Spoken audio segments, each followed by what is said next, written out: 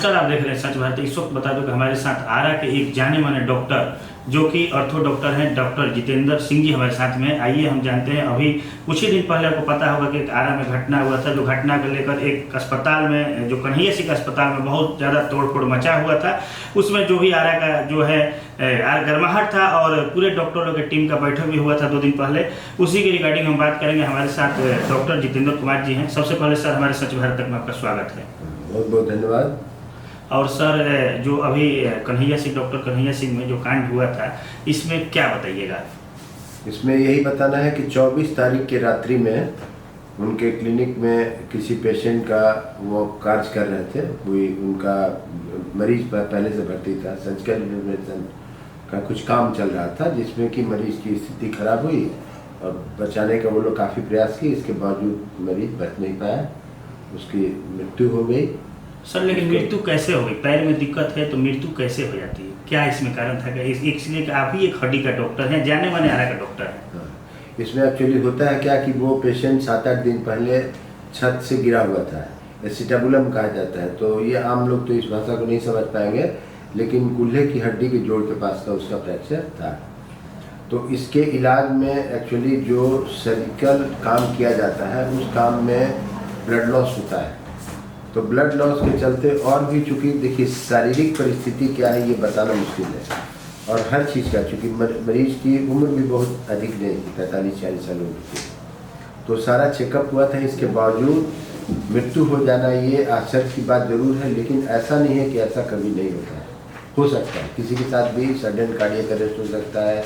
Blood loss के चलते shock में मरीज जाएगा और शॉक में जाने की वजह से भी मृत्यु हो सकती है। लेकिन सर, मरीज का जो मरीज थे, उनके जो पेशेंट का जो उनके घर वाले थे, वो आरोप लगा रहे हैं कि जो एक छोटा उनका बच्चा था, उनको मार के सिग्नेचर करवाया गया। जब उनका मृत्यु हो जाती है उसके बाद सिग्नेचर करवाई जाती है, लेकिन नियमतः ये होता है कि हॉस्पिटल के ओटी में जाने से पहले सिग्नेचर होता है। ऐसा आरोप लगाया गया था। हाँ, शायद ये गलत आरोप है, इसलिए कि कभी भी मरीज का कोई भी हम लोग जो काम करते हैं तो उसको बोलते हैं हम लोग कि आपका कंसेंट चाहिए, मतलब आपकी सहमति चाहिए, और वो हम लोग प्राप्त करने के बाद ही काम करते हैं।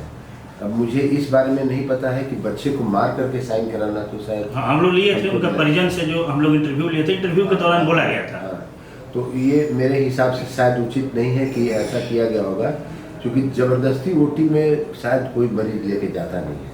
वहाँ भी ऐसा नहीं हुआ, ऐसा हमको लग रहा है। और सर, जो आप लोग 2 दिन पहले पूरे डॉक्टर की टीम का बैठक हुआ, उसमें क्या निर्णय लिया गया है? उसमें देखिए, जिसके घर की मृत्यु होती है, सबसे बड़ी बात यह है कि उसका बहुत बड़ा लॉस होता है। हम लोग रोज इलाज कर रहे हैं तो हम लोग के लिए 100 पेशेंट हैं, लेकिन अगर एक पेशेंट की मृत्यु उसके घर में हो रही है, मतलब किसी के आदमी के लिए, तो उसके लिए तो 100% लॉस है। तो सबसे बड़ी बात यह है कि संवेदनशील मनुष्य होने के नाते हम लोग भी काफ़ी दुखी हैं, काफ़ी आहत हैं, और उनका आक्रोश बिल्कुल जायज़ है। इसलिए कि किसी के घर का कोई सदस्य जाता है तो वो सदस्य एक मरीज सिर्फ नहीं होता है, वो किसी का पति होता है, किसी का भाई होता है, किसी का बेटा होता है, किसी का बाप होता है। तो एक साथ एक व्यक्ति के जाने से बहुत लोगों का लॉस होता है। तो इस कारण इसमें जो भी हुआ है और उन लोगों ने जो भी किया है, उसमें हम लोग को बहुत कुछ कहना नहीं है। इसमें बस एक ही चीज़ हम बताएंगे, मतलब चूँकि वहाँ साइड पर तो थे नहीं, तो मीटिंग में ये हुआ कि उन लोगों का जो भी हंगामा तोड़फोड़, ये कुछ ऐसा नहीं है कि जो भी हुआ वो बहुत गलत हुआ, चूँकि आक्रोश में व्यक्ति कुछ भी कर लेता है। लेकिन अच्छा, जो तोड़फोड़ हुआ था, क्या सही हुआ था? उचित था करना?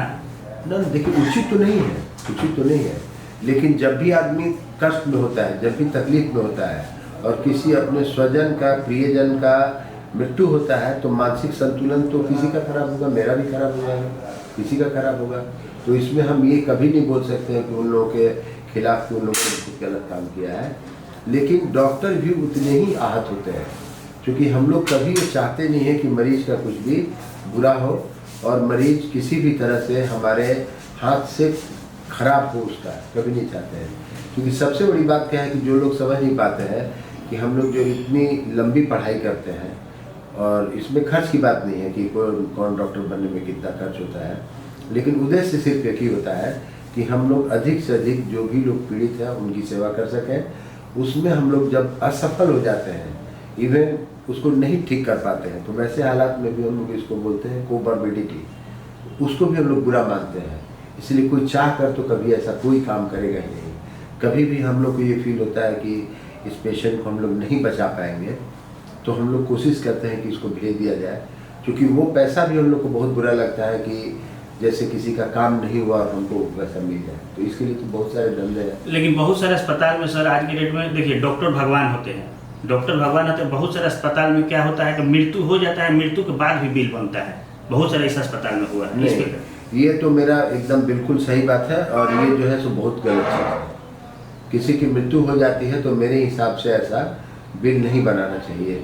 आप लोग एक चीज़ जो आप लोग के माध्यम से, आपका जो चैनल है या और भी जो मीडिया कर्मी है, उनसे हमारा सिर्फ एक ही चीज़ कहना होगा कि जो भी डॉक्टर साहब के यहाँ काम हो, वो तो ऑर्थो के डॉक्टर साहब थे, आप लोग इस तरह का कोई भी मुहिम नहीं ये करते हैं कि जो अवैध रूप से जितने भी नर्सिंग होम चल रहे हैं, वहाँ भी उस दिन भी कोई सुने कि किसी नर्सिंग होम में कुछ हंगामा हुआ। हाँ, हंगामा हुआ था, हंगामा हुआ, किसी की मृत्यु हो गई, शायद वो अनलीगल तरीका से चल रहा था। देखिए सवाल ये है कि इसका बोलने का अधिकार वो मेरे हक के क्षेत्र के बाहर है। चूँकि हम भोजपुर के IMA के अध्यक्ष हैं, तो मेरे सदस्यों पे हम अगर गुजारिश करेंगे, रिक्वेस्ट करेंगे, तो वो लोग मेरी बात मानेंगे।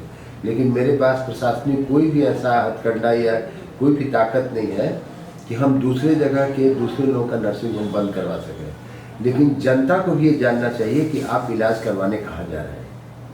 इवन बहुत बड़े बड़े डॉक्टर से भी होता है, लेकिन ये जानते हुए कि इस नर्सिंग होम में कोई डॉक्टर रिकॉग्नाइज नहीं है, डिग्री प्राप्त नहीं है, तो लोगों को नहीं जाना चाहिए। और आप लोग को भी प्रशासन और पुलिस में इस बात को रखना चाहिए कि जो लोग इस तरह के नर्सिंग होम को संचालित कर रहे हैं, रात्रि सेवा के समय में आप पता कर लीजिए जा करके कहीं भी, जिस तरह से मतलब ये लूटपाट खसोट हो रहा है, ये अच्छी बात नहीं है। और इस तरह से कोई हादसा होता है, उन लोगों पे फिर केस होता है, वो लोग जेल जाते हैं, लेकिन इससे मरीज कभी फिर मरा हुआ आदमी वापस नहीं आता है।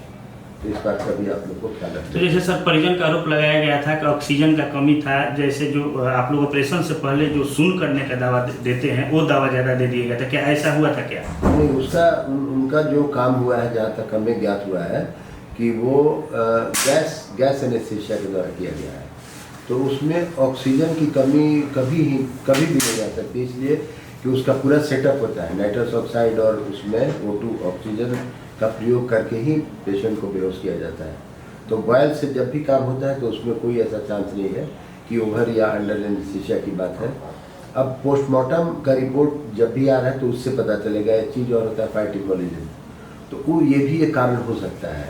अब ये सब टर्म्स ऐसे हैं जो कि आम लोग समझ नहीं पाएंगे। इसके लिए फिर जो बोर्ड बैठा हुआ है, जो वो लोग रिपोर्ट देंगे, उस आधार पे मतलब ये तय होगा कि मृत्यु का कारण क्या है। चलिए, बहुत बहुत धन्यवाद। जैसे देखिए डॉक्टर जितेंद्र सिंह से हमारी बात हो रही थी, आरा के एक जाने माने ऑर्थो डॉक्टर हैं।